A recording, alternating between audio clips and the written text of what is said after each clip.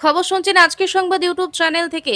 জানাবো আজকের বাছাই করা কিছু গুরুত্বপূর্ণ তাজা সংবাদ।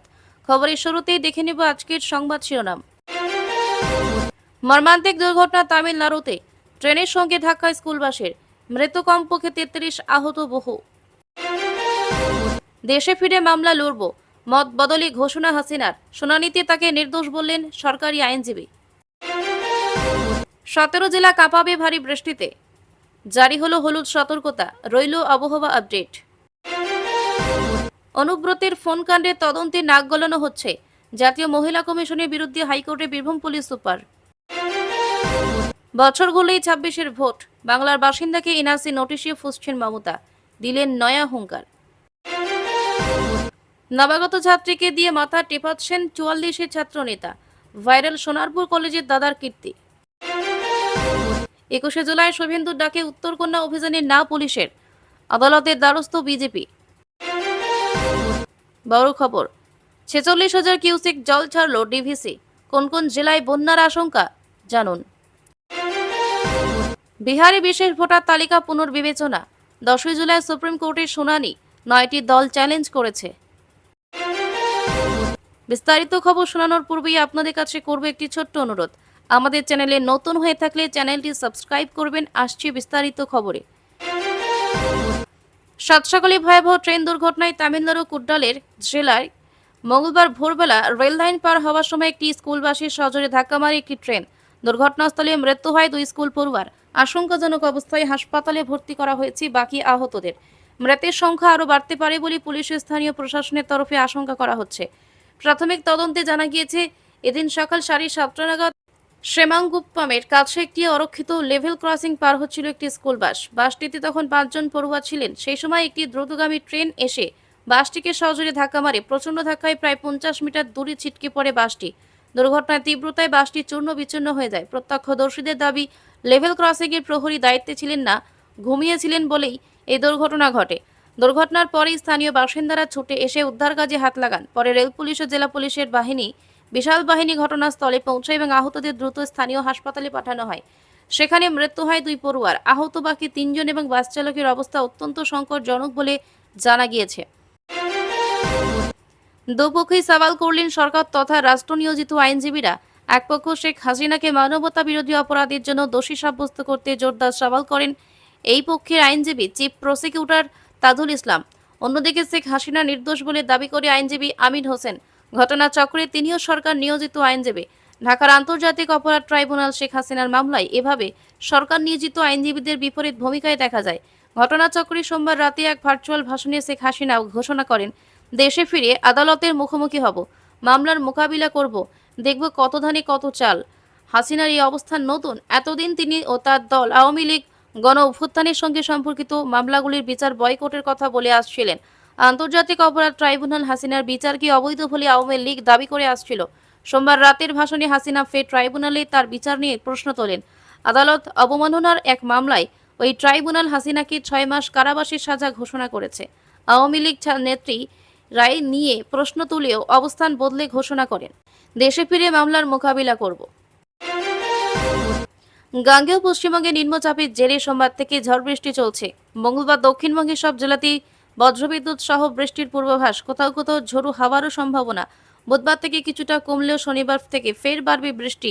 মাঝরাত থেকে চলছে ঝমঝমিয়ে বৃষ্টি, কোথাও হচ্ছে বিক্ষিপ্ত বৃষ্টি তো কোথাও হচ্ছে টানা বৃষ্টি। গাঙ্গেয় পশ্চিমবঙ্গের উপর আবারও তৈরি হয়েছে নিম্নচাপ, তার জেরে গোটা রাজ্যে চলছে ঝড় বৃষ্টি। সোমবার থেকে চলছে ভারী বৃষ্টি। মঙ্গলবার দক্ষিণবঙ্গের সব জেলাতে বেশিরভাগ জায়গায় বজ্রবিদ্যুৎ সহ বৃষ্টি হবে, এমনই জানিয়েছে হাওয়া অফিস। বুধবার থেকে শুক্রবার পর্যন্ত কমবে বৃষ্টির সম্ভাবনা।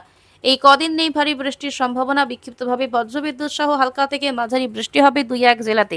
তেমনই শনিবার থেকে ফের বাড়বে বৃষ্টি। আজ মঙ্গলবার গোটা দিনেই হবে ঝড় বৃষ্টি। বৃষ্টির কারণে তাপমাত্রা খানিক কমেছে। আজ সর্বোচ্চ তাপমাত্রা 28 থেকে সর্বনিম্ন তাপমাত্রা। উত্তরবঙ্গেও চলবে ভারী বৃষ্টি। আজ মঙ্গলবার ও বুধবার ভারী বৃষ্টির সতর্কতা আছে। আজ দার্জিলিং, কালিম্পং, জলপাইগুড়ি এবং আলিপুরদুয়ারে, বাকি সকল জেলাতে হবে হালকা থেকে মাঝারি বৃষ্টি। বৃহস্পতিবারেও জলপাইগুড়ি, আলিপুরদুয়ারে ভারী বৃষ্টি হতে পারে। মামলার তদন্তে নাক গলাচ্ছে জাতীয় মহিলা কমিশন। এই অভিযোগ তুলে কলকাতা হাইকোর্টের দ্বারস্থ হলেন বীরভূমের পুলিশ সুপার আমনদীপ। তার বক্তব্য, এই মামলায় তদন্ত চলাকালীন নাক গলাচ্ছে মহিলা কমিশন। আগামী 14 জুলাই থেকে দিল্লিতে হাজিরার নির্দেশ দিয়ে মামলার কেস ডায়েরি নিয়ে যেতে বলা হয়েছে বলেও আদালতে জানিয়েছেন পুলিশ সুপার। মঙ্গলবার পুলিশ সুপারের আইনজীবী এই বিষয়ে বিচারপতি তীর্থঙ্কর ঘোষের দৃষ্টি আকর্ষণ করেন। বুধবার মামলাটির শুনানির সম্ভাবনা রয়েছে। সম্প্রতি বীরভূমের তৃণমূল নেতা অনুব্রত মণ্ডলের বিরুদ্ধে বোলপুর থানার আইসিকে ফোন করে কুরুচিকর শব্দ প্রয়োগ এবং তার পরিবারের মহিলাদের নিয়ে কুৎসিত মন্তব্য করার অভিযোগ ওঠে। এই ঘটনা তদন্ত করছে পুলিশ। এর আগে এই ঘটনায় জেলা পুলিশের কাছে দুবার অ্যাকশন টেকন রিপোর্ট চেয়েছিল জাতীয় মহিলা কমিশন। দুবারের রিপোর্টেও সন্তুষ্ট না হওয়ায় বীরভূমের পুলিশ সুপার আমনদীপকে দিল্লিতে ডেকে পাঠানো হয়। ফের এনআরসি নিয়ে সোচ্চার হয়েছেন মুখ্যমন্ত্রী মমতা বন্দ্যোপাধ্যায়। কোচবিহারের দিনহাটার বাসিন্দা উত্তম কুমার ব্রজবাসীকে এনআরসি নোটিশ পাঠিয়েছে অসম সরকার। 15 জুলাইয়ের মধ্যে তাকে প্রমাণপত্র দেওয়ার কথা বলা হয়েছে। এই নিয়ে রীতিমতো হইচই পড়ে গিয়েছে। উত্তম কুমার ব্রজবাসী সংবাদ মাধ্যমে দাবি করেছেন তার জন্ম দিনহাটায়। 1966 সাল থেকে তার বাবার নামও রয়েছে ভোটার তালিকায়। মমতা বন্দ্যোপাধ্যায় এক্স হ্যান্ডেলে বলেছেন, আমি হতবাক, অত্যন্ত বিচলিত হয়েছি জেনে যে কোচবিহারের দিনহাটার বাসিন্দা রাজবংশী সম্প্রদায়ের উত্তম কুমার ব্রজবাসীকে অসমের ফরেনার্স ট্রাইব্যুনাল এনআরসি নোটিশ জারি করেছে। গত 50 বছরেরও বেশি সময় ধরে তিনি এই বাংলার বাসিন্দা। তার বৈধ পরিচয়পত্র থাকা সত্ত্বেও তাকে বিদেশি অবৈধ অনুপ্রবেশকারীর সন্দেহে হয়রানি করা হচ্ছে। এবার প্রকাশ্যে সোনারপুর কলেজের দাদার কীর্তি। কলেজের মধ্যে ছাত্রীকে দিয়ে মাথা টেপাচ্ছেন ছাত্র নেতা। ভাইরাল সেই ভিডিও ঘিরে তোলপাড় কলেজ চত্বর। কসবার South Calcutta law college, Ashutosh কলেজের পর এবার সোনারপুর মহাবিদ্যালয়ে দাদার কীর্তি ঘিরে বিতর্ক। সোশ্যাল মিডিয়ায় ছড়িয়ে পড়েছে এক ভিডিও যেখানে দেখা যাচ্ছে কলেজ চত্বরে নবাগত এক ছাত্রীকে দিয়ে মাথা টেপাচ্ছেন বছর 44-এর ছাত্র নেতা প্রতীক কুমার দে। বিষয়টি সামনে আসতেই শুরু হয়েছে জোর বিতর্ক। লাভলি মৈত্রীর আশীর্বাদেই প্রতীকের প্রভাব ক্ষমতা। ছাত্রনেতা প্রতীকের পরিচয় রীতিমতো চমকপ্রদ। তিনি সোনারপুর মহাবিদ্যালয়ের ছাত্র পরিষদের কোঅর্ডিনেটর। তাকেই পদে নিযুক্ত করেছেন সোনারপুর দক্ষিণের বিধায়ক লাভলি মৈত্র। পাশাপাশি প্রতীক রাজপুর টাউন তৃণমূল যুব কংগ্রেসের সভাপতি এবং সোনারপুরের দক্ষিণ বিধানসভা তৃণমূল ছাত্র পরিষদের সভাপতি পদেও রয়েছেন। প্রশ্ন উঠছে, বারুইপুর কলেজের প্রাক্তন ছাত্র হয়েও কিভাবে প্রতীক সোনারপুর কলেজে এতখানি প্রভাব খাটান? বিরোধীদের দাবি এই প্রভাব লাভলি মৈত্রের আশীর্বাদে। তৃণমূল কংগ্রেসের শহীদ দিবস অর্থাৎ 21 জুলাই পাল্টা রাজনৈতিক কর্মসূচির ডাক দিয়েছিলেন বিরোধী দলনেতা শুভেন্দু অধিকারী। কন্যা সুরক্ষা নিয়ে শিলিগুড়িতে সরকারি কার্যালয়ে উত্তরকন্যা অভিযানের ডাক দিয়েছেন তিনি, কিন্তু বিজেপির সেই কর্মসূচিতে অনুমতি দিল না পুলিশ। মঙ্গলবার শিলিগুড়ি পুলিশ কমিশনার শ্রী সুধাকর জানান, বিজেপিকে চিঠি পাঠিয়ে এই কর্মসূচি বাতিলের কথা জানানো হয়েছে। তবে কর্মসূচির আইনি অনুমোদন চেয়ে কলকাতা হাইকোর্টের জলপাইগুড়ি সার্কিট বেঞ্চে যুব মোর্চা মামলা করতে চলেছে বলে জানালেন শিলিগুড়ির বিজেপি বিধায়ক শঙ্কর ঘোষ। কসবার আইন কলেজে ছাত্রীর গণধর্ষণের অভিযোগে প্রকাশ্যে আসার পর বিরোধী শিবির রাজ্যে নারী নিরাপত্তা নিয়ে একাধিক অভিযোগ তুলেছে। বিরোধী দলনেতা শুভেন্দু অধিকারী নিজে কন্যা সুরক্ষা কর্মসূচি ঘোষণা করেছেন। রাজ্যের বিভিন্ন প্রান্তে ইস্যুতে মিছিল করার কথা বিজেপির। 21 জুলাই শহীদ দিবসের মতো শাসক শিবিরের গুরুত্বপূর্ণ কর্মসূচির দিনে উত্তরকন্যা অভিযানের ডাক দিয়েছেন বিরোধী দলনেতা। একদিকে কলকাতায় যখন তৃণমূল কর্মীদের জমায়েত হবে, সেই সময় বিরোধী শিবির রাজ্যের অপর প্রান্তে মিছিলের পরিকল্পনা করেছে, কিন্তু পুলিশ সেই কর্মসূচির অনুমতি দিল না। একদিনের টানা বৃষ্টিতে দামোদর ভ্যালি কর্পোরেশন ডিভিসি জল ছাড়ার পরিমাণ বাড়াতে বাধ্য হয়েছে। ফলে হাওড়া হুগলি একাধিক এলাকায় নতুন করে বন্যার আশঙ্কা তৈরি হয়েছে। ইতিমধ্যে দুর্গাপুর ব্যারেজ থেকে প্রায় 46,000 কিউসেক জল ছাড়া হয়েছে বলে ডিভিসি সূত্রে জানা গেছে।